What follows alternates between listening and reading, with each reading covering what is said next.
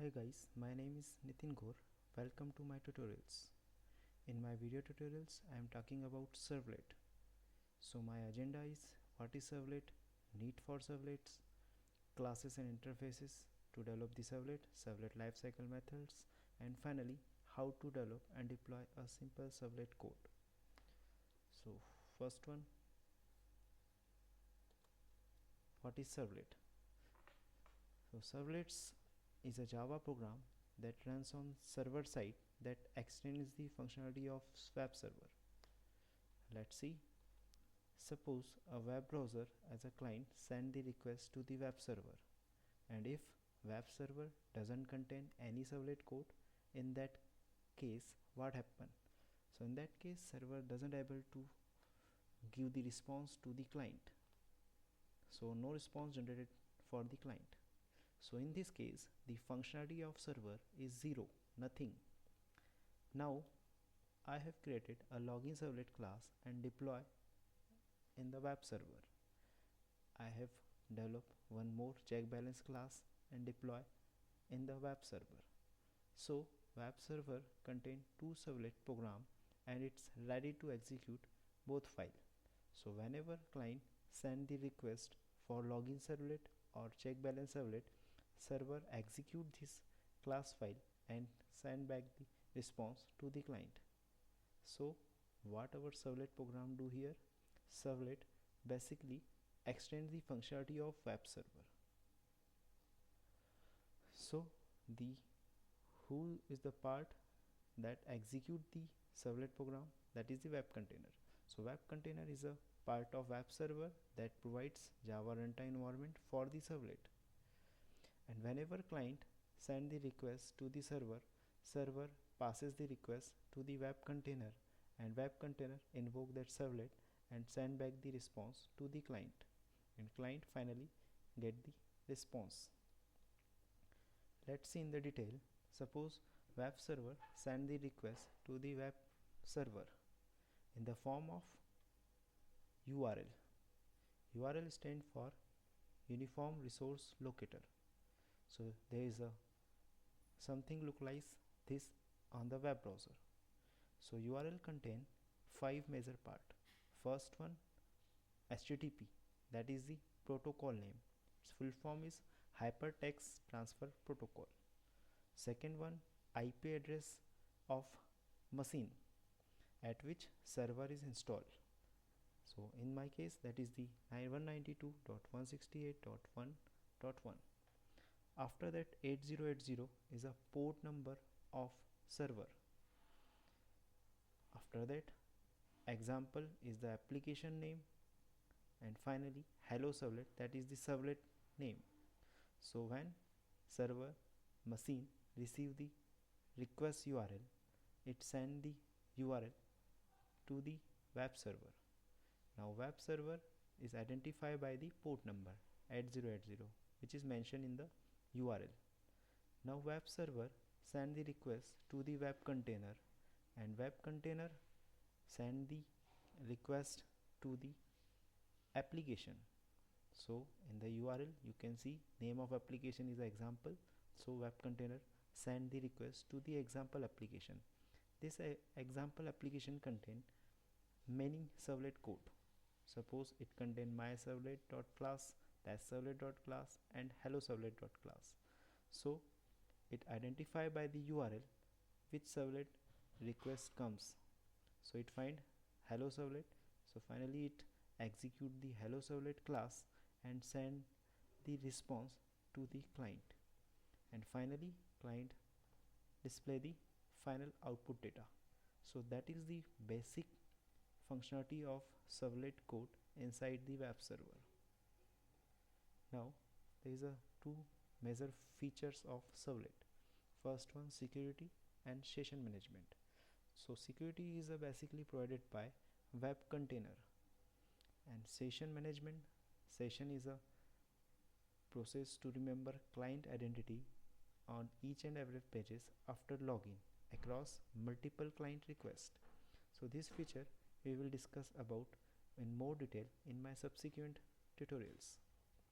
Now comes on servlet class hierarchy. So in the servlet class hierarchy, there is a 3 main inbuilt interfaces is present and 2 inbuilt classes is present. So these 3 interfaces are servlet interfaces, servlet config interface and serializable interface, and 2 classes are generic servlet class, HTTP servlet class. So at the top level, 3 interfaces lies. First one servlet, servlet config and serializable. Servlet interface provide lifecycle method of servlet, that is the init, service and destroy. Servlet config interface provide configuration information of web server to the servlet code, and serializable interface is used to persist object current state. This all in 3 interfaces is inherited by generic servlet class, and generic servlet class drive this HTTP servlet class, and finally a user defined class is present which extends HTTP servlet class. So whenever we write the servlet program, we need to extend HTTP servlet class. So that is the servlet architecture. Now servlet lifecycle method. So there is a 3 servlet lifecycle method is present. First one init, service and destroy. So whenever client send the request to the server, and suppose server contain a hello servlet program that override all 3 lifecycle method init, service and destroy, and when client send the first request to the servlet, then in that case init method is get executed. After that, execution goes to the service method, and service method send the request response to the client. What happen when another request comes inside hello servlet class? So for the second or other request directly goes to the service method, and service method send back to the response to the client. So in the life cycle of servlet, init method runs only one time, service method runs any number of times. Whenever client send the request to the servlet, service method is executed, and destroy method runs only one time when we destroy or delete the servlet code from the server. Now comes on the coding part. So we can develop hello servlet program by 2 ways. Either we can develop the servlet code using any IDE. IDE stands for Integrated Development Environment, two most popular IDE in the Java world, that is Eclipse and NetBeans. So in these tutorials I am explaining the hello servlet code by 2 ways. Firstly, I am discussing about how to develop and deploy the hello servlet code without using any IDE, and the later subsequent tutorials I am explaining the same hello servlet code with using IDE. So there is some softwares we require to deployment and compiling of servlet code. So firstly JDK, then Apache Tomcat server, then if you use any IDE, either Eclipse or NetBeans, you can download it from this link. So how to develop and deploy a servlet code without using any IDE? So for developing the servlet code, we need to follow 6 steps. Firstly, we write the hello servlet.java code in the notepad, and after that I am just compiling the hello.servlet.java file, and after that deploy this class file inside the web container of web server. After that we need to write some mapping code in the deployment descriptor file which is present in the applications. After that simply start the web server and access that servlet code from the URL. Now see,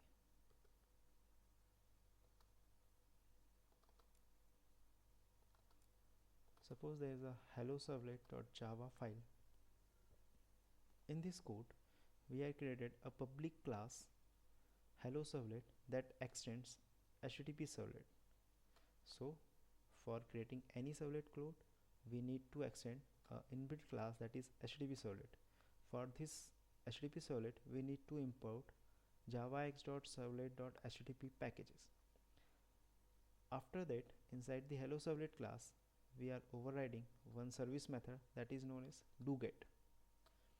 This doGet method accepts two parameters, that is the reference of HTTP servlet request class, and second one is a reference of HTTP servlet response class. This doGet method throws some checked exception, that is servlet exception and IO exception. So for handling these two exception, we need to here throws keyword. Inside the doGet method, I have just created the object of printWriter class, that is out. So for using the printWriter class, we need to import IO packages, and with using this out object, I am just invoking the println function, which print simply hello servlet string with using some HTML tag. So this is our first hello servlet code. Now I am compiling this code from command prompt.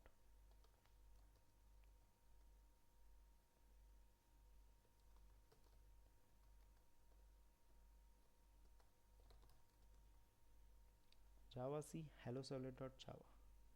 When I press enter,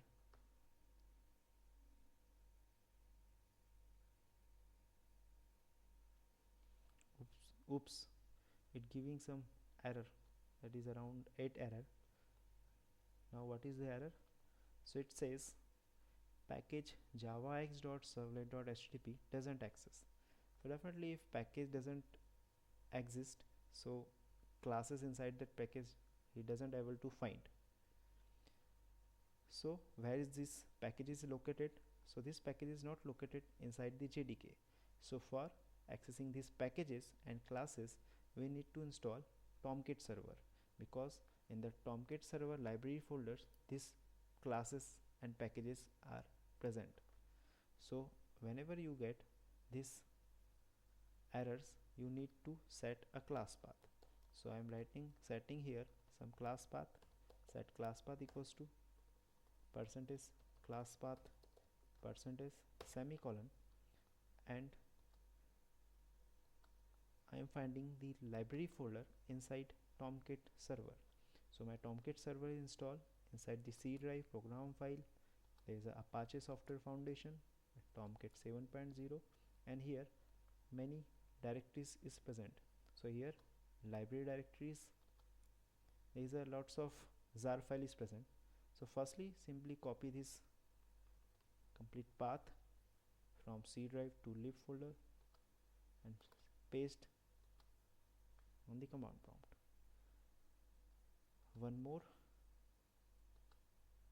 One jar file, that is servlet api.jar. So this jar file, that is servlet-api.jar, contain all packages and classes. So we need to set the path from C drive to this servlet api.jar.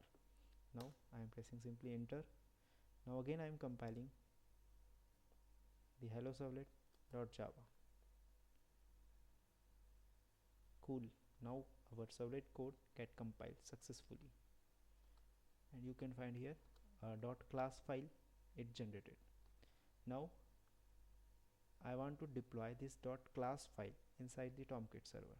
So simply copy this class file and goes to the Tomcat server.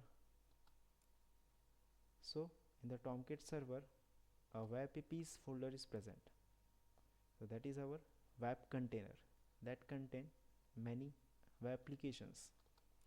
So inside the webapp folder, examples folder is present, that is our applications. And inside the applications examples, there is a web inf folder is present, and inside the web inf folder there is a classes folder is present. So in the classes folder, I simply paste that .class file. It is hello servlet.class. Now we need to write some mapping code inside web.xml. So open this web.xml in any text editor like Notepad. It contains lots of code here with tag XML form, So at any place we need to write some mapping code. So I'm just copy and paste some mapping code which is already present here. It is servlet tag and servlet mapping tag. So in the servlet tag, that is a servlet name, I am writing that is hello servlet. The servlet name again is the same, hello servlet. In the servlet mapping tag, again servlet name, that is hello servlet, and the URL pattern is a slash hello servlet. After that, simply save this web.xml file. After that, we need to start the server. So for starting the Tomcat server, simply goes into the all programs, then Apache Tomcat, here configure Tomcat.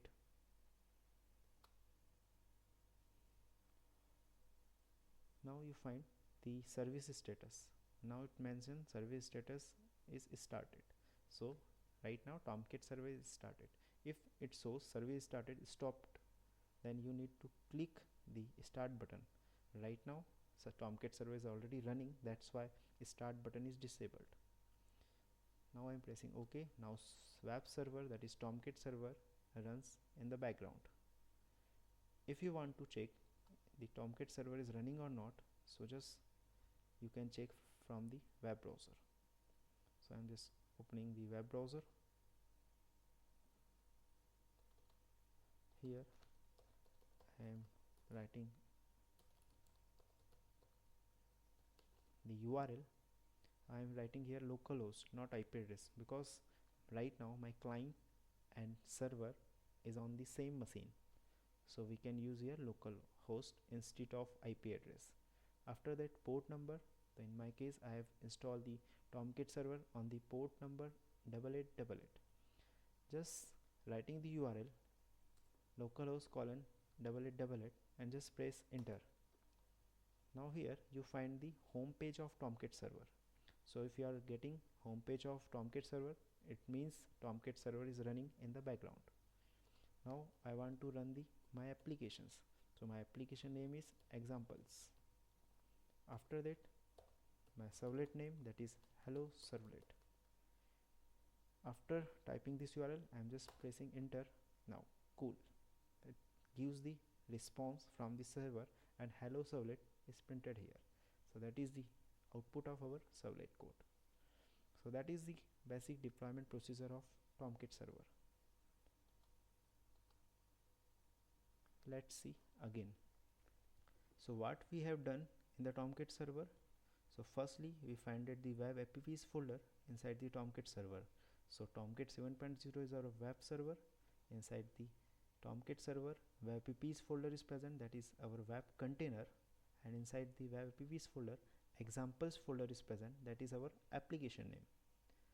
Inside the example folders, so example is our application name, which is we can see in the URL also. So examples folder contain web inf folder, and web inf folder contain two things. First one, classes folder, second one, web.xml, that is known as deployment descriptor. So we need to copy and paste our servlet compile code inside the classes folder, and after that we need to write some servlet mapping code inside the web.xml file. So that is the basic deployment diagram of Tomcat server. Now how servlet code get executed? When we write this URL from the web browser, then hello servlet, this complete is known as URL, uniform resource locator. And if I talking about only the part slash hello servlet, so it is known as URL pattern. URL pattern means that is the part of a complete URL.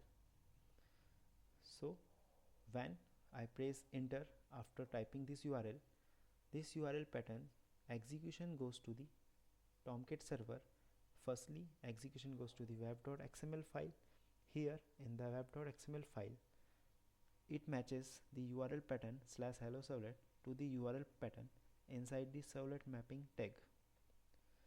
So if it find the exact match, after that it execution goes to hello servlet, that is servlet name. From servlet name, execution goes to the inside servlet tag servlet name, and from in the servlet tag servlet name it find the actual servlet class, that is hello servlet. So hello servlet is our actual .class file name which we have deployed. So after that execution directly goes inside the classes folder onto the hello servlet class file, and container execute that hello servlet code and send back the response to the client on the web browser. So this is a basic internal working of hello servlet code inside the server. So for the security purpose, I want to change the servlet name. Suppose I replacing the servlet name by hello servlet to /xyz. So when I change the servlet name, we need to use the same name inside the web.xml file inside the URL pattern tag. So it simply matches this /xyz to this URL pattern tag inside web.xml file. After that it find the servlet name, and from the servlet name it find the again servlet name inside the servlet tag, and from the servlet name it find the actual class file name. So we can change URL pattern also for the security purpose, and we can change servlet name in the web.xml, but we can't change the servlet class name because that is the our .class file name. So servlet can have three names. First name, which you can see in the URL, that is xyz. Second, deployer known secret internal name, which is mentioned in the web.xml file. And last one, hello servlet, that is our actual .class file name. So this is the basic flow of servlet code. So thanks for watching my tutorials. If you have any queries regarding this topic, you can mail me on my mail ID, that is nitin@only-java.com. Thank you very much.